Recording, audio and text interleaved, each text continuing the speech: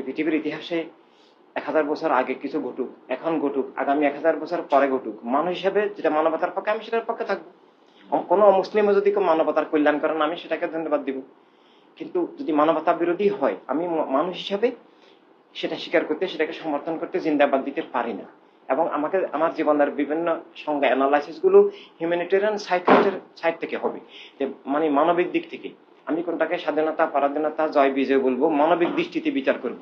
মানবিক দৃষ্টিতে বর্ডার বা দেশ ভাঙ্গা যদি মানবতার কল্যাণ হয় সমর্থন করব, আর যদি বর্ডার দেশ ভাঙ্গা মানবতা বিরোধী হয় অবশ্যই আমি সেটা সমর্থন করতে পারবো না।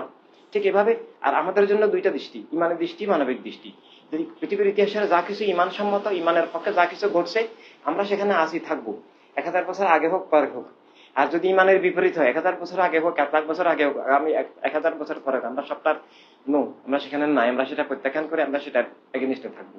এভাবে ইমানের দৃষ্টি, বোধ, বিচার শক্তিতে সবকিছুকে হিসাব মূল্যায়ন করা এবং মানুষ হিসেবে সব মানুষকে নিয়ে ইমানের দৃষ্টিতে আমরা ইমানদারদের জন্য, কিন্তু ওভারঅল হিউম্যান সোসাইটিতে, ওয়ার্ল্ড সোসাইটিতে, বিশ্ব মানবতার ফিল্ডে আমরা মানবিক দৃষ্টিতে কথা বলবো, মানবিক ভাষায় কথা বলবো, মানে মানবতার দিকে আহ্বান জানাবো। আমরা গিয়েও বলবো যে আসো আমরা মানুষ হই, আমরা আমেরিকান, এটা আমাদের নাগরিকত্ব, আমরা মানুষ হই, বস্তুর ঊর্ধ্বে স্রষ্টার নামে জীবনের সত্য স্বীকার করি, আমরা মানব সত্তা স্বীকার করি এবং স্রষ্টাকে বিশ্বাস করলে, স্রষ্টাকে ভালোবাসলে সব মানুষকে ভালোবাসতে হবে, সব মানুষের অধিকার স্বীকার করতে হবে। কোনো মানুষের অধিকার অস্বীকার করলে তুমি স্রষ্টার বিরুদ্ধে যুদ্ধ করলা, তখন তো ইন গড উই ট্রাস্ট আর হবে না। ওদের ডলারের মধ্যে লেখা আছে না, কিন্তু বাস্তব জীবন তো উল্টা, বিপরীত।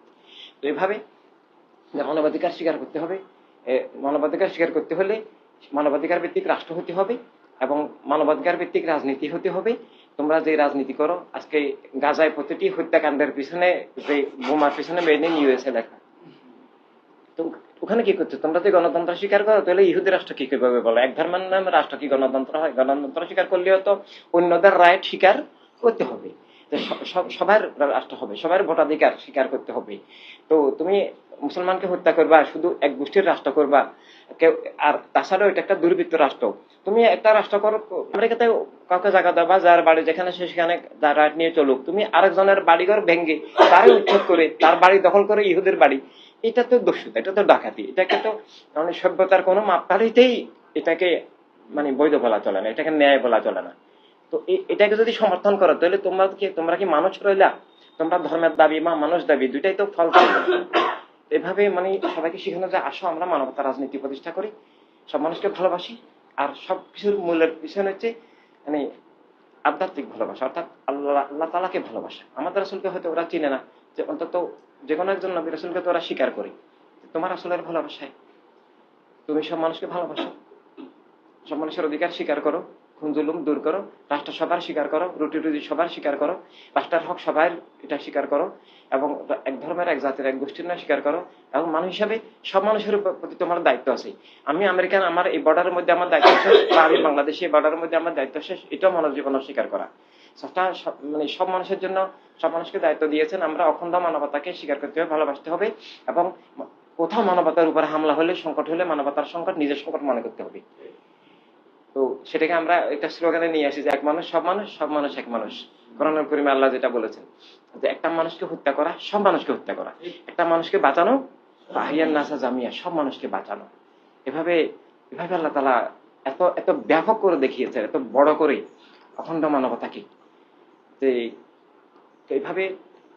তো এই বিষয়গুলো মানে মানবতার মানে দ্বিতীয় দিক, মানবতার রাজনীতি, মানবতার রাষ্ট্র, মানবতার দুনিয়া। এটা না হলে মিথ্যা জুলুমের আধিপত্য থাকবে, খুন জুলুম অবিচার চলবে। কিন্তু এর ঊর্ধ্বে মানবতার মূল দিক যে স্রষ্টার নামে আমার অস্তিত্ব। এটা আস্তিকতা নাস্তিকতার দ্বন্দ্ব, যে জীবন বস্তুর নামে হবে না স্রষ্টার নামে হবে। না, আমি বস্তুবাদী নই, আমি জাতীয়তাবাদী নই, আমি মানুষ, স্রষ্টার নামে আমার জীবন, আমার অস্তিত্বের ভিত্তি আমার স্রষ্টা। স্রষ্টা বলা হচ্ছে এই কারণে যে আমরা মানে হিউম্যান ফিল্ডে আমরা আল্লাহ বললে তো অন্য ধর্মের লোক এটাকে আমরা মানে সিফাতি নাম খালেক এই নামে, কারণ আমাদেরকে এখন আমাদের মুসলমানরা তো আছেই, কিন্তু অমুসলিমদেরকে, মুসলমানদেরকে দুইজনকেই মানবতা রাজনীতিতে আনতে হবে। না হলে পৃথিবী ওদের দখলে। এমনি মুসলমান তো পৃথিবীতে 4 ভাগের এক ভাগ মাত্র, অপরদিকে পৃথিবীর পুরো নিয়ন্ত্রণ কিন্তু ওদের হাতে। মুসলিম অধ্যুষিত বা মুসলিম সংখ্যাগরিষ্ঠ যে এলাকাগুলো, রাষ্ট্রগুলো আছে, এগুলো ওদের উপনিবেশ, ওদের দ্বার, ওদের গোলাম। সৌদি থেকে শুরু করে যত সরকার আছে ওরা কিন্তু ওদের বসানো সরকার, ওদেরই স্বার্থ, ওদের ওদের চাহিদাই পূরণ করে, ওদের ওদের পারপাস সার্ভ করে, ওদের ইচ্ছা মতো চলে। ইরাকে যখন হামলা করবে সবাই মিলে মানে হামলাটা করলো, রাষ্ট্রসংঘের প্রস্তাবও পাশ করলো। তো এইভাবে মানে এগুলো আসলে স্বাধীন রাষ্ট্র না। এগুলো তো প্রথম বিশ্বযুদ্ধের পর এই তুর্কি সাম্রাজ্যের ভুলের ফলে প্রথম বিশ্বযুদ্ধের এদের পতনের পর অক্ষশক্তি আরব এলাকাকে মানে তুর্কি সাম্রাজ্য যতটুকু ছিল মুসলিম অধ্যুষিত এশিয়া আফ্রিকা ইউরোপ ব্যাপ্ত একটা বিশাল সাম্রাজ্য, এটাকে ভাগ করে 22 ডিভাইড করছে, 22 টুকরা করে এভাবে সৈন্যদেরকে বসাইছে, কোথাও এটা কোথাও সেটা, এভাবে 22 টুকরা করছে। Unity is power. আল্লাহ তাআলা বলছেন ওয়ালা তাফাররাকু, পৃথক হইও না, ফারাক হইও না, বিচ্ছিন্ন হইও না। আল্লাহ তাআলা বলছেন ওয়াতাসমাউ বিহাবলিল্লাহি জামিয়া, যে আল্লাহর নামে আল্লাহ হাবিব সাল্লাল্লাহু আলাইহি ওয়াসাল্লামের প্রেমে আহলে বাইতের কদম মোবারক ধরে তোমরা ইউনাইট থাকো। আল্লাহ তাআলা বিচ্ছিন্ন হইতে নিষেধ করছেন। আর এখন বিচ্ছিন্নতা, এটা মানে মুসলিম মিল্লাতের মধ্যেও সীমাহীন বিচ্ছিন্নতা, একবারে মনে প্রাণে বিচ্ছিন্নতা, রাষ্ট্রীয় বিচ্ছিন্নতা, বহু রকমের বিচ্ছিন্নতা, আবার হিউম্যানিটির মধ্যেও ব্যাপক বিচ্ছিন্নতা। তো এই দুইটা জিনিস দূর করা, ইউনিটি অফ হিউম্যানিটি আর একটা ইমানে ইউনিটি নিয়ে আসা, যদ্দূর আসে চেষ্টা করা। মানে 1% ইউনিটি হলেও পৃথিবীতে রেভলিউশন হয়ে যাবে। ইউনিটি অফ হিউম্যানিটি যদি 1% হয় এবং সেটা যদি পলিটিক্যাল লেভেলে যায়, রাজনৈতিক লেভেল না, সেটা তো মুরগি গরু ছাগলের লেভেল। রাজনৈতিক হওয়া মানে গাছপালা মুরগি গরু ছাগলের লেভেলে থাকা, ওইটা মানে পৃথিবীর রাষ্ট্র ইতিহাসের পরিবর্তনে ওটার কোনো ভূমিকা নাই, নিয়ন্ত্রণের কোনো ভূমিকা নাই। রাজনীতি নিয়ন্ত্রণ করে সবকিছুকে। তো এই জন্য পলিটিক্যাল লেভেলে নিয়ে আসে যে আমরা মানবতা রাজনীতি, মানবতা রাষ্ট্র প্রতিষ্ঠা করবো, state and all of life and humanity, state and all of right and freedom for all of mankind, এইভাবে নিয়ে আসা যে এক ধর্মের নামে রাষ্ট্র হবে না, এক জাতির নামে রাষ্ট্র হবে না, রাষ্ট্র হবে সব ধর্মের সব মানুষের, মানুষ হবে equal rights, dignity, safety, security, freedom and লিবার্টির উপরে। রাষ্ট্র হবে সবার। দিয়েছেন কে? স্বয়ং আল্লাহ রাব্বিল আলামিন। এই কথাটার মধ্যে এই কথাটা আছে, রাব্বিন নাস কথাটার মধ্যে আছে রব, সবার রব, সবার মালিক, সবার অধিকার দাতা, রহমতুল লিল আলামিন, সবার অধিকার, স্বাধীনতা, নিরাপত্তা, ইজ্জত দাতা, সবার রক্ষক। রহমতুল লিল আলামিন মানে সবার রক্ষক। আর সেটার স্ট্রাকচারটা হলো খেলাফতে ইনসানিয়াত, মানে মানবতার রাজনীতি, মানবতার রাষ্ট্র, মানবতার দুনিয়া, যেটা এখন নাই। তো এই জন্য আমাদেরকে এখন এটা ফাউন্ডিং ফাদার হিসেবে কাজ করতে হবে সবাইকে, যে আমরা ফাউন্ডিং করব, যেটা মানে প্রতিকূল অবস্থায় অন্ধকারে আলো জ্বালানো, পথ নাই পথ নির্মাণ করা, মানে ব্যক্তিগুলোকে তৈরি করা, মানুষ তৈরি করা, মানে মুমিন তৈরি করা। মানে আমরা চেষ্টা করবো, সেটা আল্লাহ হাবিবের কবুল হলে চেষ্টা হবে। এই জন্য মানে আসল ইসলাম নিয়ে আসা, ইসলামের আসল ধারক তৈরি করা, আসল সুন্নি তৈরি করা, সেটাকে ঐক্যবদ্ধ সংগঠিত করে সেটাকে একটা পাওয়ারে পরিণত করা। আমরা যদি সেরকম পাওয়ার হইতাম, একটা মাদার ভাঙ্গা সাহস করতো না, যে মাদার ভাঙলে সেটা রিয়েকশন হবে, কিন্তু এখন ওরা নির্ভয় করতেছে।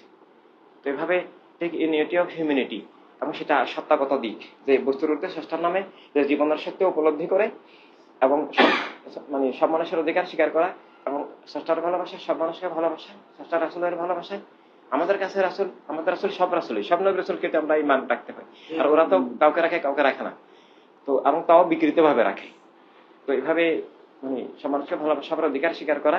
আর অধিকার স্বীকার করলে তখন সে তো রাম রাষ্ট্র বলতে পারবে না, সবার অধিকার স্বীকার করলে এটাকে মানুষের রাষ্ট্র বলতে হবে। আর আমিও মুসলিম রাষ্ট্র বলতে পারবো না, তাহলে আমি অন্যদের অধিকার অস্বীকার করলাম, আর এটা ইসলামের শিক্ষাও না। এভাবে ইসলামের ব্যাপকতা, ইসলামের সৌন্দর্য, ইসলামের অসীমত্বটাকেও তুলে ধরা, যে ইসলাম সবার জন্য রহমত, কারোর জন্য ইসলাম টেররিস্ট নয়, টেরিবল নয়, যে সবার জন্য আশ্রয় ইসলাম।